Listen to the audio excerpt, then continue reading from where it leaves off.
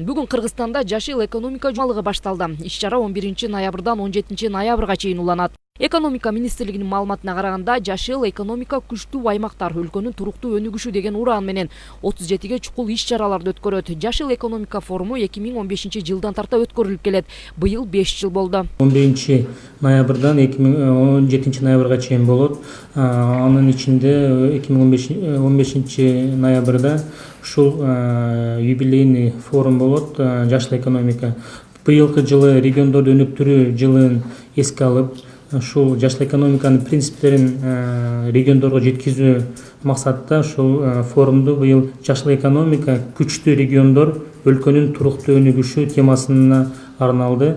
Бул ар ошо региондордо иш-чаралар болот. Ошондой эле бүгүн айтып кетчү нерсе ушул жашыл экономика жумалыгы бүгүнкү мына ушул пресс-конференция иш-чаралыгы менен ачылып старт алды десек жаңылышпайбыз. Жумалыктын алкагында жашыл экономиканын принциптери, Кыргызстандын аймактарын өнүктүрүүгө кандайча шарт түзүп бере алары тууралуу маалыматтар кеңири айтылат. Буга чейинки 5 жыл аралыгында Кыргызстан канчалык деңгээлде жашыл экономиканын багыттарын туура пайдалана алды. Форум учурда жогорку кеңештинде талкуусуна алынып, колдоо таап жаткан учуру дейт.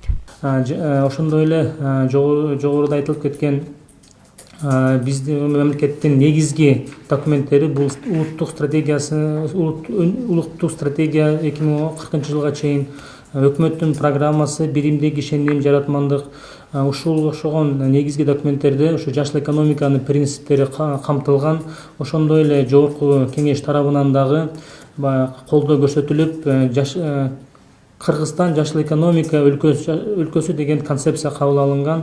Ушулардын негизин, принциптерин, негизги багыттарын алып, ошо экономика министрлиги жашыл экономиканы өнүктүрүү боюнча программа иштелип чыгып, бүгүнкү күндө программанын долбоору ошо премьер-министрдин кароосунда буйруса жакында кабыл алынат. Жыйында жашыл экономиканын алкагында Кыргызстандагы зыяндуу заттар, ден соолукка жана экологияга зыян алып келген курулуштар, завод-фабрикалар тууралуу да кеп болду. Чет өлкөдөн экспорттолуп келген товарлар Кыргызстанда 80% түзөт. Ал эми эксперттер чет өлкөдөн келген товарларды эмес, өзүбүздүн өндүрүштү колдоо кылып сатып алсак, жашыл экономикага кошкон салымыбыз ошол болмок дейт. Быйыл 5 жыл аралыгында дал ушул маселенин да чечүү жолдору айтылып келгенин кошумчалады.